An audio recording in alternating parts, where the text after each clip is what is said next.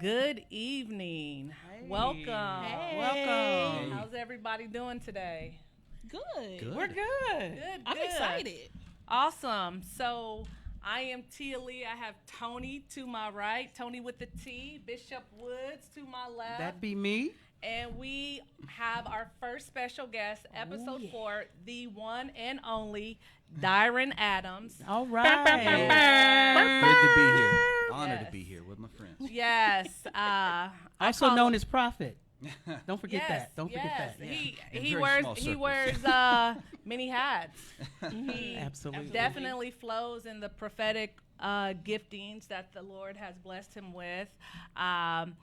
He's here with his lovely wife, Tamberly. All right. That's right. This Miss is our Tam. tribe. The family is very dear to our hearts. Yes. They have 3 children, Zion, Malachi, and Olivia. And they truly are salt and light Absolutely. of the world Amen. type of people. Absolutely. And so we love them dearly.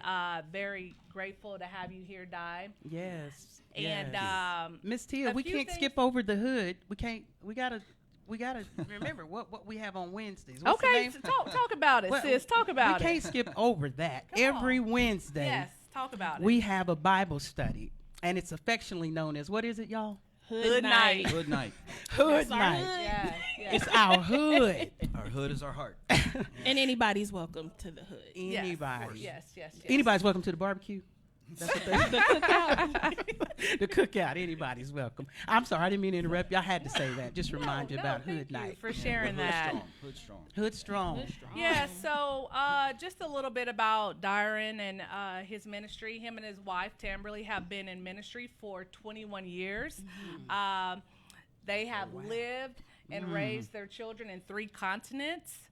Wow. They are actively involved in missions through their church in Singapore and currently travel full time.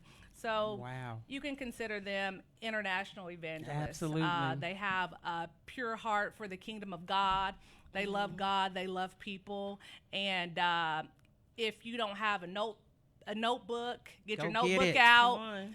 Get your MacBook out, What because you we say? are Apple stolic in here. Everybody with their iPhones, MacBooks. We are. Come on now. Somebody has an So- Android. Okay. Yeah. We're not going to talk Listen, about that. It right sounds now. like y'all got Trying to sinners' convert her. devices. Hey, I Them gotta forbidden add- Apple. Convert her.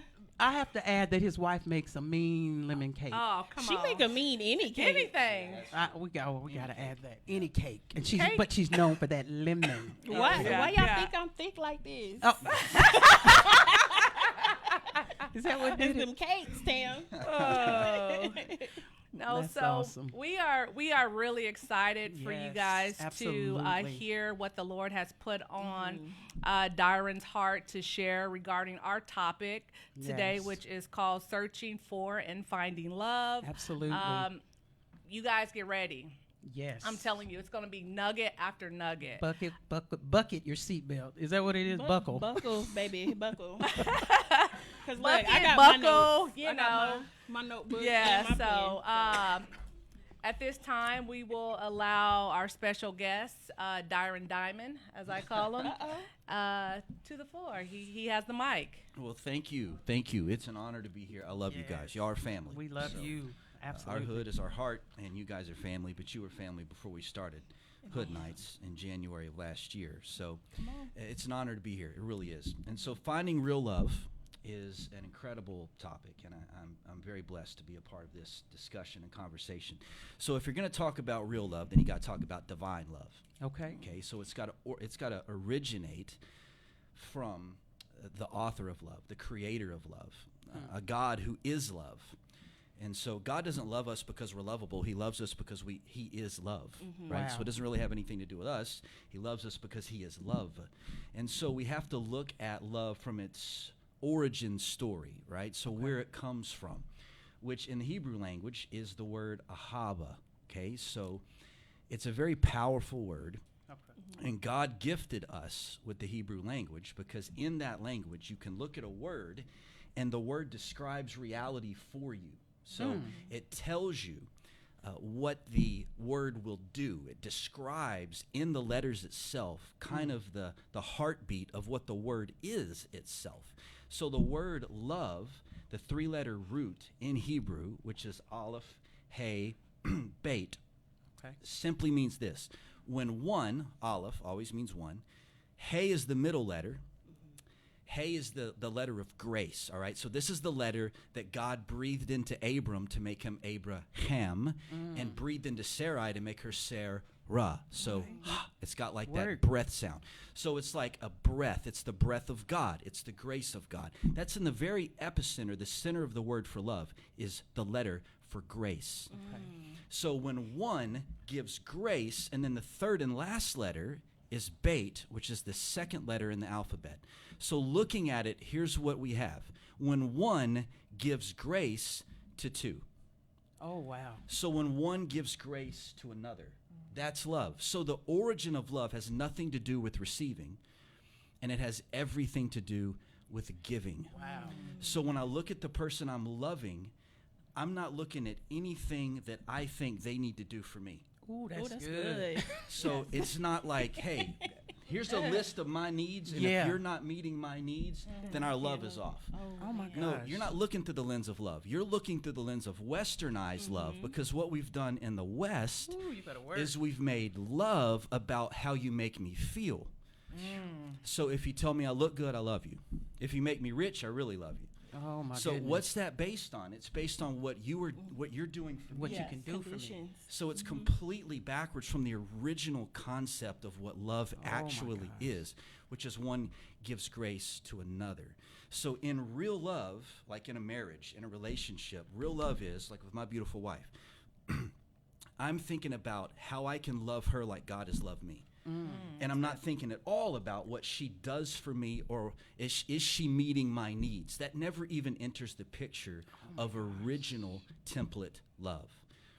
So for that to be reciprocated is a beautiful relationship, because now I'm only focused on how I can love her, and she's only focused on how she can love me.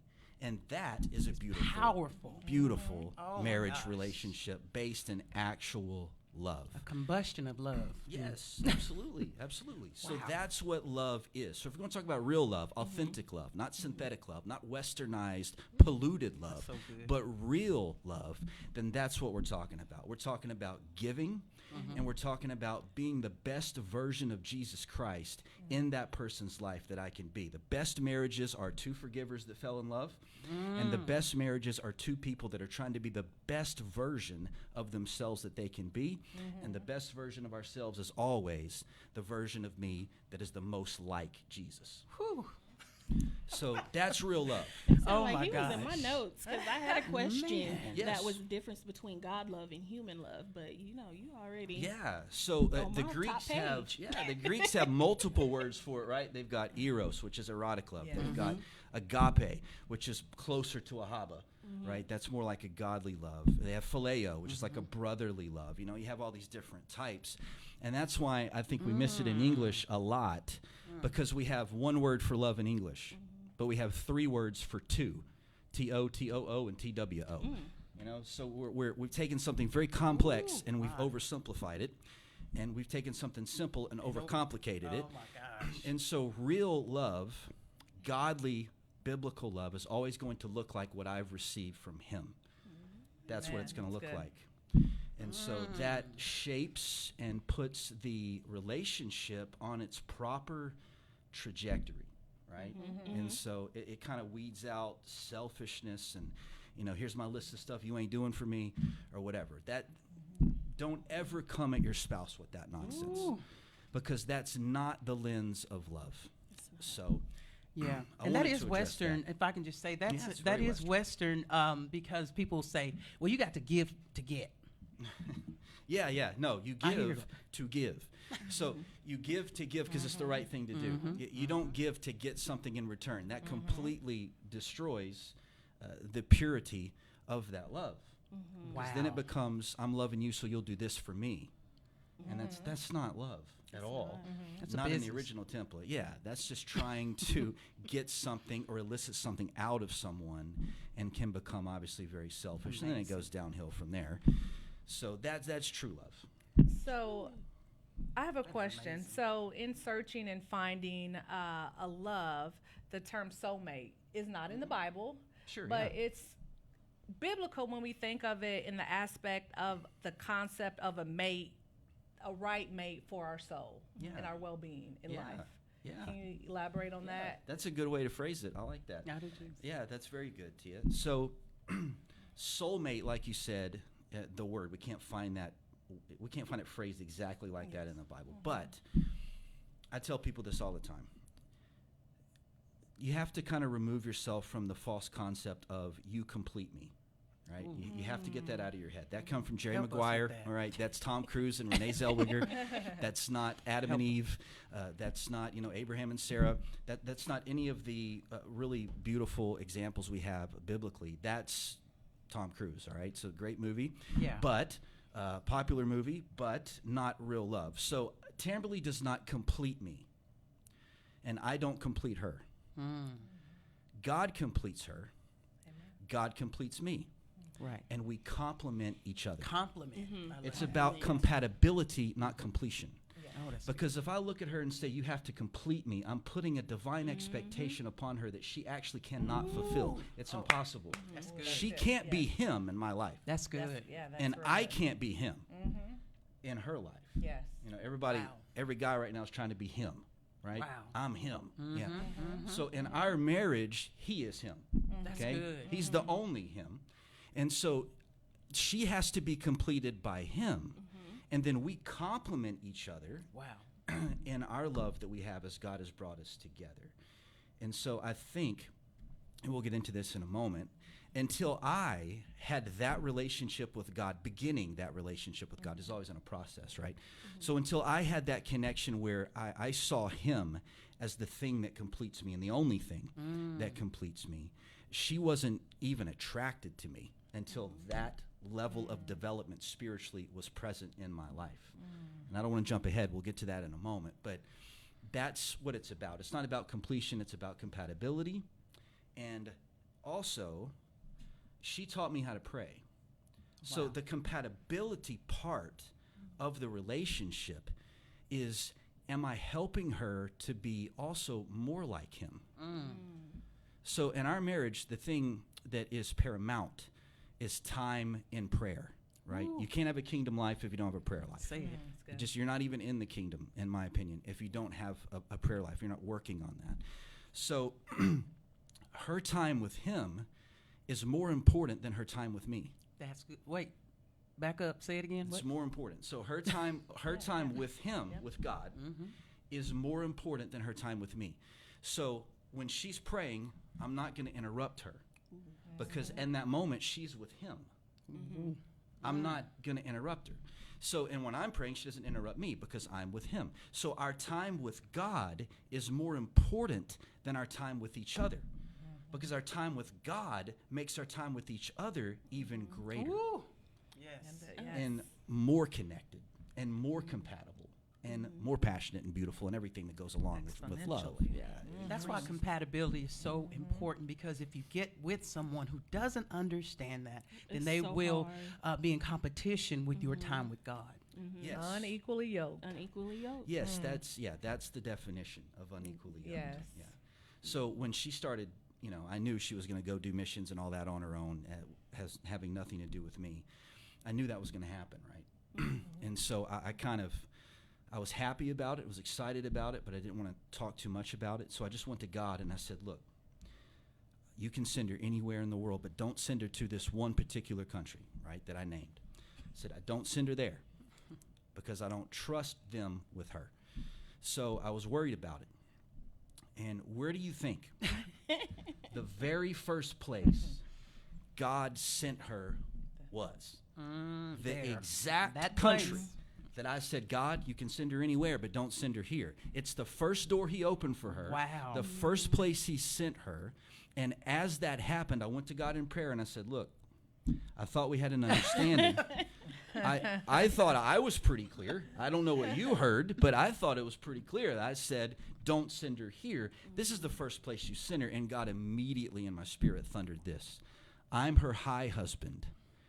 You're just her earthen one. I'll send her anywhere I need to send her because I'm her high husband. And so I was like, okay. Mic drop. So it's We're safe done. to say that God was standing on business. Yes, for sure. For sure. And he was reminding me who her first love is. Yes. You got to want your spouse, your partner, whoever. You got to want their first love to be him. So there can only be one him in the marriage, in the relationship, and it's got to be him. It's got to be the one. It's got to be Adonai. If it's not, things go south fast. Wow. Wow. And just personally, I appreciate that aspect of y'all's relationship and the hope being equally yoked, because you respect her relationship and understand the importance.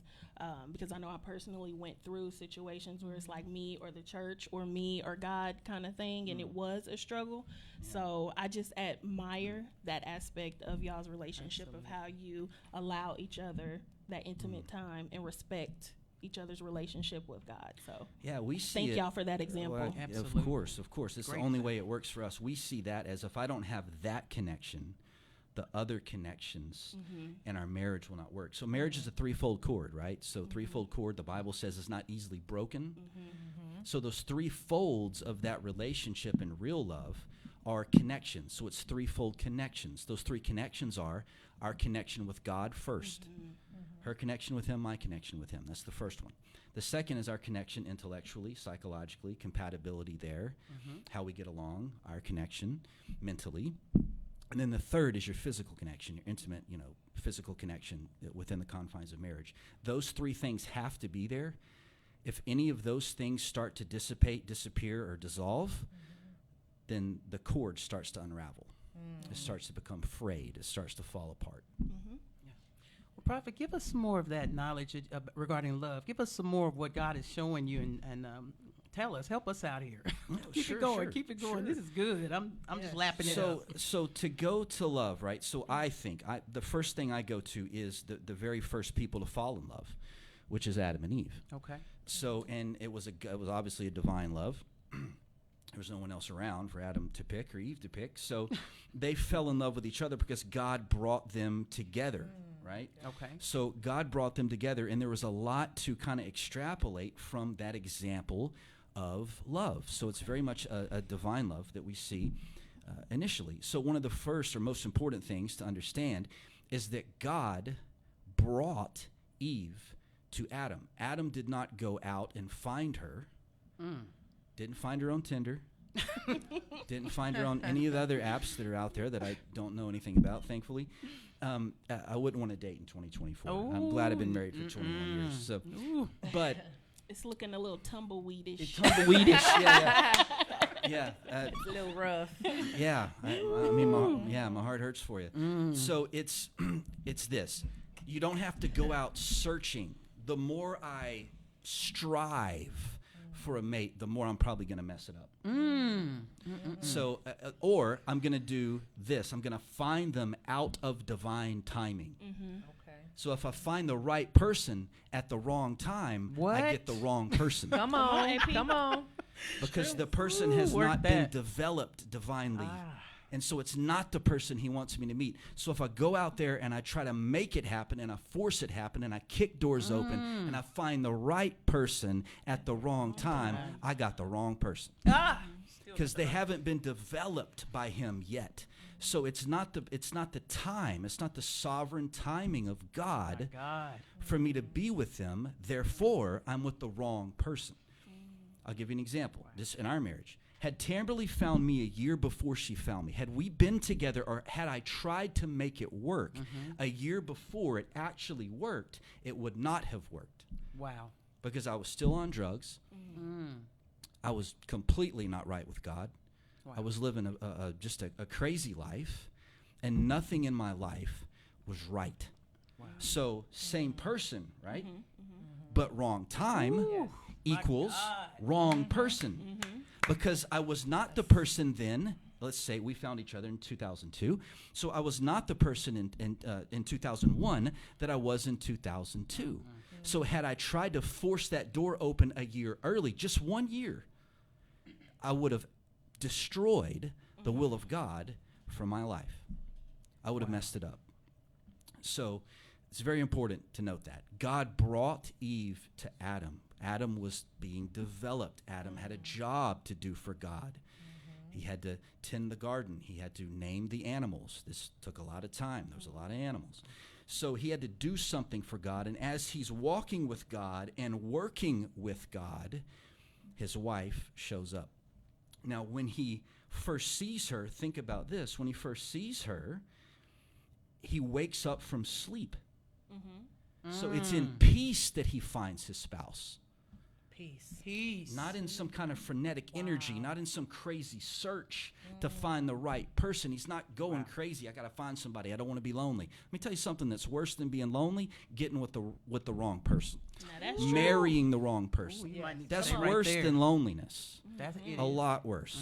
Okay, so it was in peace that he woke up and he found Eve as God brought Eve to him, because he was working on trying to be the best version of himself that he could be. So this is where we mess it up. So a lot of people say, if you're a man, you would say, all right, I have a list that I want my wife to align up with. I've heard that before. So I'm working on my list. I'm working on the right person.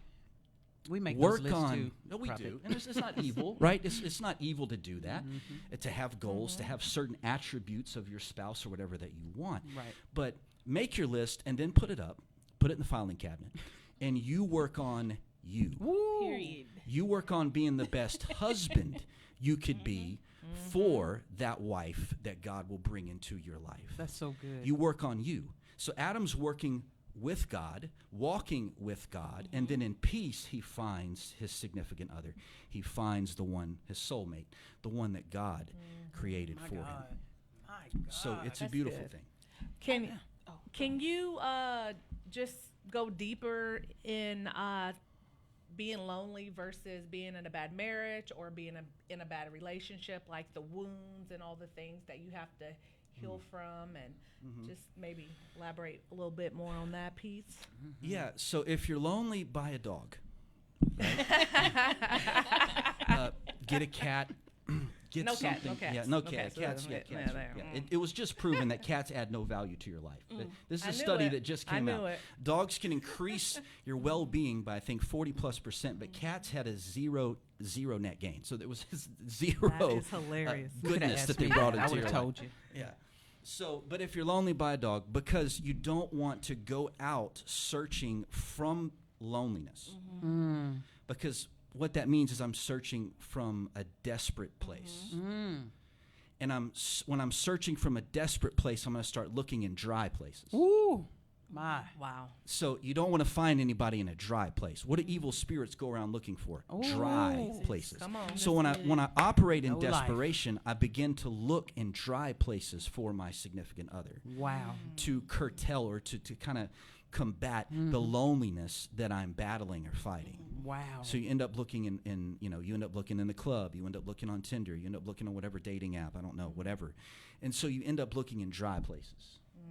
You're not going to find her or him in a dry place. And nothing grows from a dry place. No. Nope. No There's no fruit. development. Nice. Yeah, there's no development.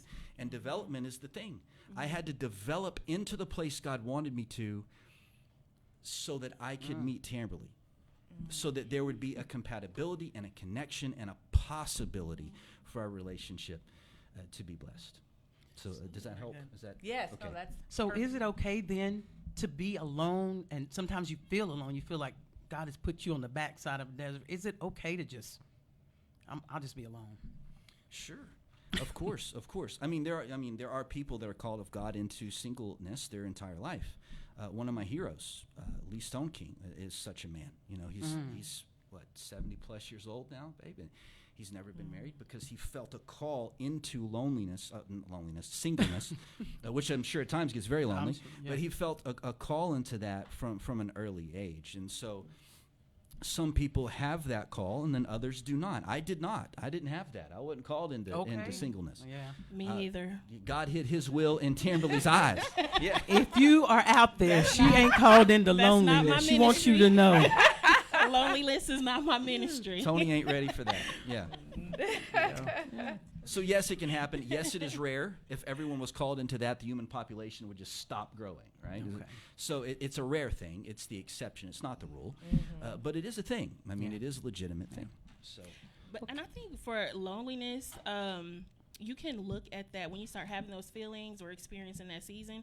I think that's an opportunity to invite God in, because he said he'll never leave us or forsake us, and he'll be with us to the end of the earth. So when I start feeling like, oh God, I'm lonely, and instead of doing something like going to the museum or the movie, just spend that time with God, and then allow him to start pouring, That's scripture, revelation, or he may send you to minister to somebody at the store, or, just fill that space with him. If Absolutely. you're, loneliness doesn't have to be, I'm lonely, let me go find a man or a woman. Yeah. I'm lonely, let me talk to God about it. Wow. So Yes. that's, God understands loneliness. Because think about this. If you're everywhere, look, omnipresent, right? Means you're everywhere. There's a lot of places you're alone. A lot of places you're alone. Especially the deep places of who he is that people just don't seem to be very interested in 2024 anymore. So if you're everywhere, there's a lot of places you're alone. So God understands loneliness. Wow. He really does. I mean, God manifested in flesh Jesus. He was rejected by his own that he came to love and to save. He gets rejection very well. He was rejected by quite a few people in his own family until after the resurrection. So it's like, I had to literally come back from the dead for you people to believe in me. Wow. In his own family. Wow, wow, James, the Bishop of Jerusalem, was such a man. So he understands rejection and he understands loneliness. So what Tony said is so powerful, because when you are lonely, don't go to the club. Go to your prayer closet.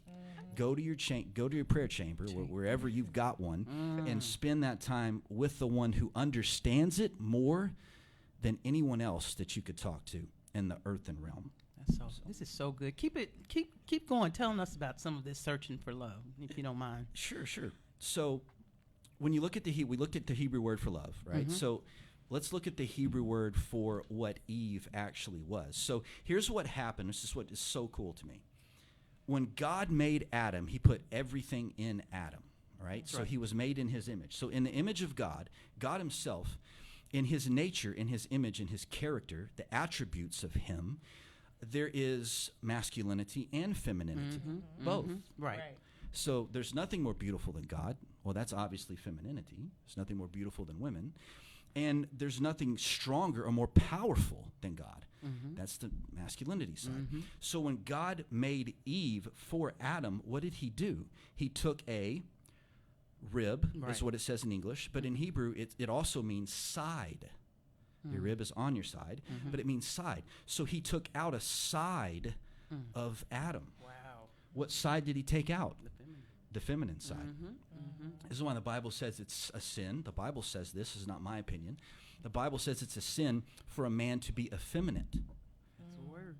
Why? Because He took it. he took it out of you. Right. So why are you taking back something that he took out? So that's why a man should be a man and a woman should be a woman. And a man should not be embracing or walking in femininity. He should be looking for femininity. He should be Ooh, that's drawn to good. femininity for compatibility, but he should not be embracing it, operating in it, or living in it. And so he takes that side of him out. So what did God just do? He divided his nature. That is so good. Wow. So how does the nature of God come back together to be released into reality if man and woman don't learn to work together in the kingdom? Ooh, Not just in marriage, but in friendship in the kingdom. absolutely. Yes. What about ministry when they don't Yes. believe in women? I've heard you talk about that a literally little bit. absurd. So if you don't believe in women speaking, preaching, whatever, then you have a problem, because you're only hearing from one side of the image and likeness of God, the masculine side. Well, that leaves you unbalanced. Yes. So Unbound. you also need to hear from the feminine side of God. Ah. These are very different things. So the only way that the picture, the fullness, the wholeness, the completion of the image and likeness of God can be brought back into the earth is when men and women, a man and a woman, work together. That's good. And then you're releasing that into the world around you, which is That is so beautiful. good. So that's why it's important for a husband and wife to raise their children together. Why? Because now my children are being exposed to the fullness of the image and likeness of God, as opposed to being only exposed to one side of the image Absolutely. and likeness of God, which leads to some imbalances, Absolutely. which certainly not the child's fault at all, but That's why sometimes you've heard of the two-parent advantage. Well, this is why. God designed it to be that way, so the image and likeness of God can be fully released in balance into the world around us. And we all struggle with that. No one's perfect at it. We're certainly not perfect at it. Please don't let me give the indication I think we figured life out, because we haven't. But that's what the word says. So what this is, what he called Eve, is ezer, right? So that's the Hebrew word ezer. Okay. Now it's interpreted helpmeet, all right, which is not the best or most amazing interpretation of what that word means. So that word ezer is a combination of two different roots. ZR, which means to rescue and to save, and GZR, which means to be strong, okay? So think about what that means. So we got helpmeet, which we don't even really know what that means. What is helpmeet? I don't know. I mean, it sounds weird. But what is actually going on there is it means a strength and a rescuing power to surround and protect. So when God saw Adam and said, it's not good that you're alone, so he made for him a strength and power to surround and protect. Wow. That's what your wife is. That's what the That's woman good. is. Excuse me, he made a what? What was that? Strength and a power Okay, noted. to rescue and protect. Thank you. That's why a real It's man in my notes. would be attracted to a strong woman. What? Now that, ooh, Say that again. back up. If you can't handle being around a strong woman, then you're probably not a real man. Uh-oh. So that's the thing. So you should be drawn to a strong woman. Why would you want to marry a weak woman? I that's didn't just gonna say that, do he whatever did. you say and just you can on. just run over her. Right. She's just going to serve you. That's not what a real man looks for. That's what a weak man looks for. That's Come good. on. A real That's man good. that's walking in some type of purity with God Come on, is Pastor. going to be attracted to a strong woman, A strong because that's helpmeet. what she was created to be, a strength and a power to rescue, surround, and protect. You want that. It's a I know I beautiful thing. wasn't crazy all this time. No. I'm just kidding. All But that's right, good. I'm talking too keep much. it going. No, No, keep tell it us going. more, tell We us want you more. to keep going. Yeah, tell us Keep it more. going. Tell us what God is need us to know. So So it's so you want to be drawn, right, to strength. Strength is good. Strength in a man is good. Strength in a woman is good, because they're manifested in very different ways. So God looked at Adam and said, it's not good you're alone. After he was being developed, after he learned the voice of God and to walk with God and was doing something for God. That's the other thing, that if you're a woman and you're looking for a man, you want to look for a man that's doing something with God. Oh, okay. You want to look for a man that's serving God. Serving God. He had a job. Also, having a job is nice, right? So it's a good thing. It's important. So he he was doing all of these things with God, and that's kind of the definition of being a man, right? And so he had to be doing that first, and then as he developed and he heard God and he learned to connect to his voice, God said, hey, it's not good that you're alone. I'm going to make a strength for you. A strength. I'm going to make for a you. power for you. A power. I'm going to make a rescue for you. I'm going to make a protection for That is you. awesome. My God. And that's where Eve came in. Somebody say, I'm a strength. I'm a strength. I'm a You are. strength.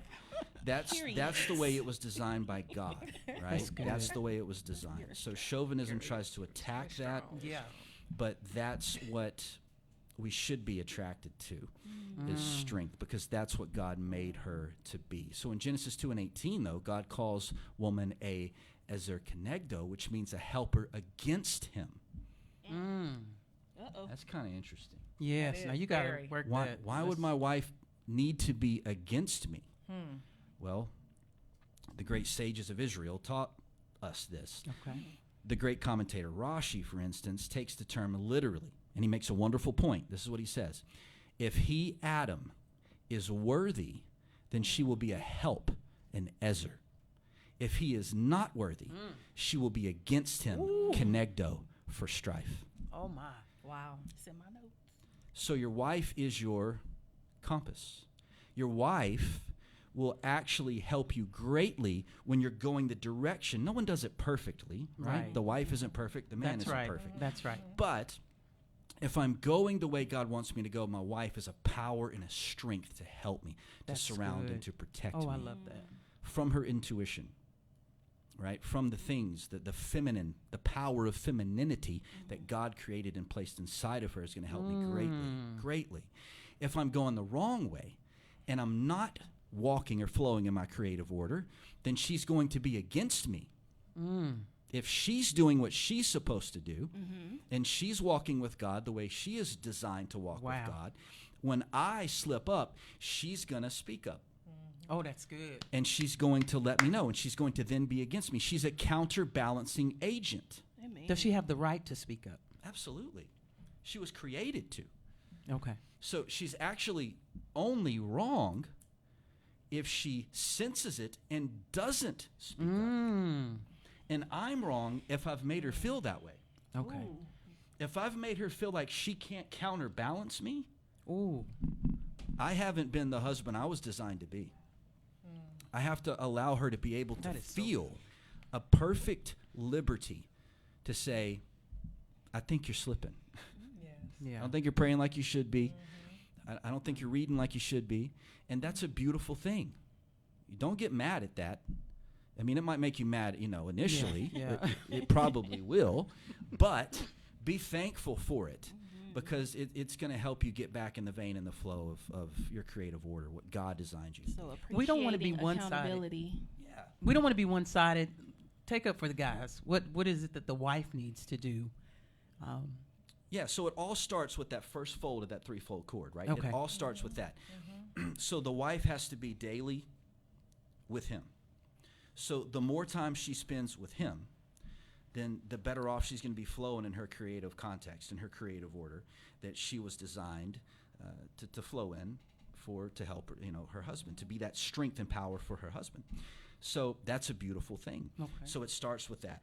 If she's doing that, the other things will probably flow. Now, nothing's going to be perfect. Nothing's going to be just immediately perfect because you had one prayer meeting, so all of a sudden you're, a 5-star spouse. It's a process, right? So I don't want to oversell the point, but it's a process. So that first fold of that threefold cord has got to be there, and it has to be on my face, both of us, before him, listening to him, learning from him. And then from there, the other things will flow. But that first thing has to be first. You have to have a prayer life. Marriage was designed, Adam and Eve were designed where? In the Garden of Eden, which is the epicenter of the presence of God. Marriage can only exist in the presence of God. Okay. So anytime it gets outside of that, it gets messed up. So if you take the word for man and the word for woman in Hebrew and you align them, you get the name of God. When you align them. Wow. You get one of the original names for God, right? Yud-Hey. You get one of the original names for him, Yah. It's right there. If I erase just one letter from each of those things, I erase the name of God from man and woman and their union. I take God out of it. I'm left with the Hebrew word for fire both times. Jesus. Esh. Wow. So if you take God out of marriage, you have two fires. Ooh. And when two fires collide, you have conflagration. You have a bomb. You don't have a marriage, you got a bomb. That's not that bomb in Gilead. That's a bomb. No, that's bomb. That's for real bomb. It's going to blow up and destroy things because it's two selfish fires. Selfishness. Yes, but there's one letter in the word for man and one letter in the word for woman that the two don't share, that only come together in compatibility and union and unity. And when they come together, the name of God is there. But if I erase God from that by denying that first fold of that cord, I erase God from that. I just got two selfish fires that are just trying to be selfish and destroy each other. That's all I got. So, Dyron, I know that you This is and amazing. Tamberly counsel marriages, single people. What are some of maybe some suggestions you can or tips that you can share just from talking to different families and people and like some commonalities that you've seen? In good marriages or things that are falling apart? Both. Both? Yes. Okay, yeah. Yes. Well, like I just mentioned, if you're coming for counseling, the first thing I would ask you is, when do you pray? What time of day do you pray? Well. if you can't answer that, I don't really have anything else that I want to talk to you about. Wow. Because what'll happen is you'll want to eat up 3 hours of my time, and it's not going to do any good. Because you're not walking with God. Nothing is going to work that God designed without God. Talk. It's just not going to work. It's completely out of creative order, and if it's out of creative order, it is falling into chaos. It's either creative order or chaos. So that's number one. So if things are not going well, it's probably that, and then it's selfishness because of a lack of that, a lack of prayer, a lack of your time with God. That's always the number one thing. It's if that connection's not there, it's like taking a polar bear and throwing him in the Sahara Desert and expecting him to live. Survive. Yes. Why would he's not? He wasn't created to survive in the desert. He was created to survive in the Arctic. So he has to thrive in his created space, his creative context. So that's usually the number one thing in every single situation that is going wrong is the time with him has dissipated or faded, or it's just totally not there. Non-existent. That's usually what it is. We definitely are going to have to do a part 2. You got to come back. But I wanted to love just, we're going to have to because you just got too much. I do want to ask you, I recall we were on a Bible study and someone was so overwhelmed with their situation and they just couldn't say any word, but what in the world? What is this? What? It's just had them so consumed. God, I don't know where I'm at. I don't know what's going on. And you had such an interesting perspective and encouragement. I don't know if you remember. Yes, I do. Help us with that when people are stuck and they just like, what? God, what? Yeah. Oh, I've been in a lot of situations, especially in the past year, where you're just like, what? What? So there's a lot of what in certain situations. It's like a wilderness moment. It's like the exile, right? So think of the children of Israel in the wilderness.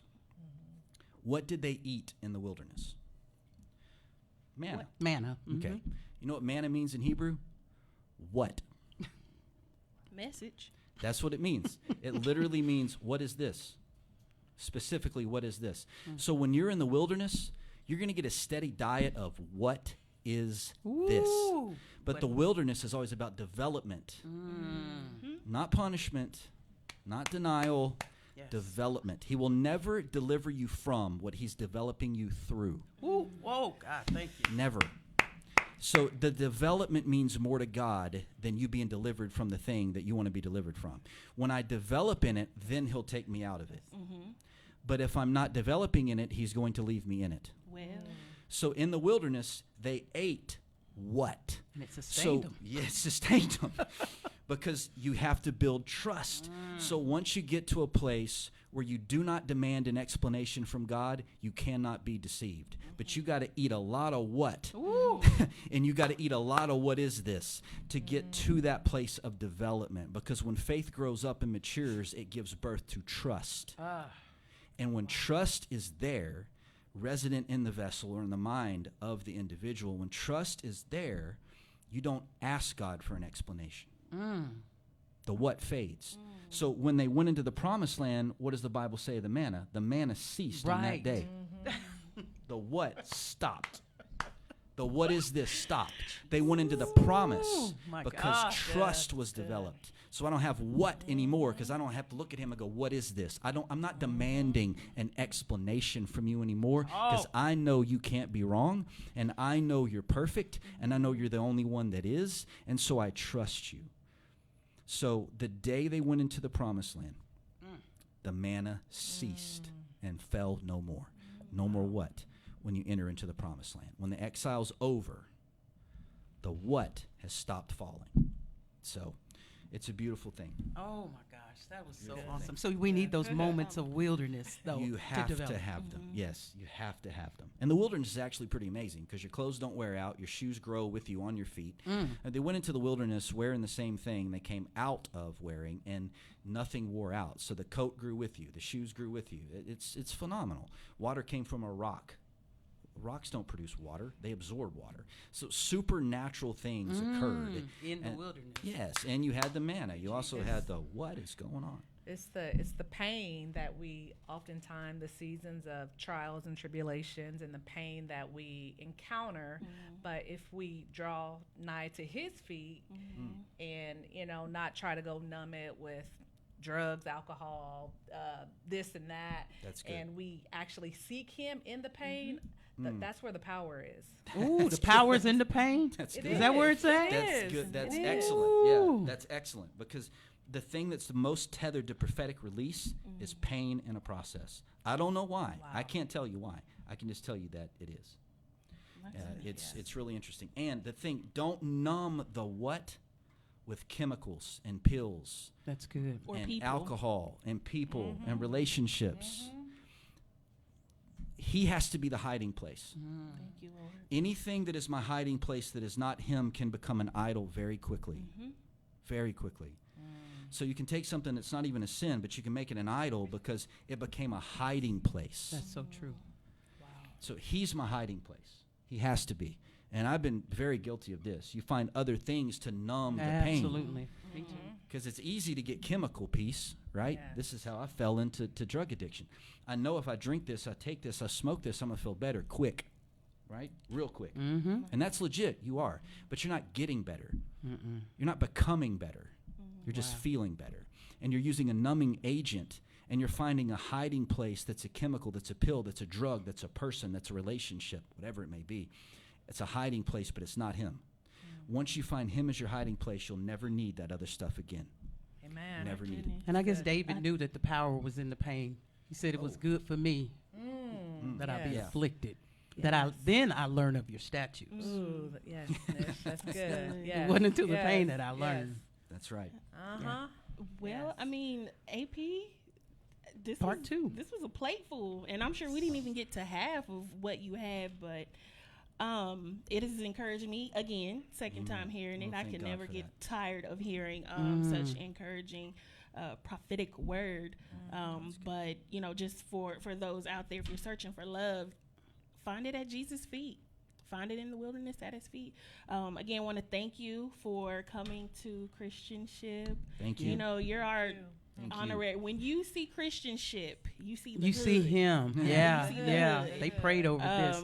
Because Tony. these Hood. people have walked with us in some wilderness What? seasons. They've covered us. What you Spiritual say? coverings. Yes. And that love that, we were probably searching for, God, allowed them to Use be them. that for us. So we just thank you. And then you guys, tune in next week. So next month, it's going to be healthy intimacy. We're going to be talking about healthy intimacy the whole month. And our first episode is going to be navigating sex as a believer. So y'all tune in to that. And again, we just want to bless Pastor Dyron and First Lady Tamberly. Tam Absolutely. Tam. Yes, yes. And Let me add something just real quick, if you don't mind. If you want a part 2 to this, would you just make a comment? Make a comment, and we will have Pastor Dyron back. I just want to see what everybody is thinking, because it was an encouragement to me. And we'll bring him back and let him finish this up. all Happy right. to come back when it fits in the schedule. Absolutely. Absolutely. Well, thank y'all. Have a good night. Be Thank blessed. you. See y'all next week. See ya. Bye. Bye, y'all.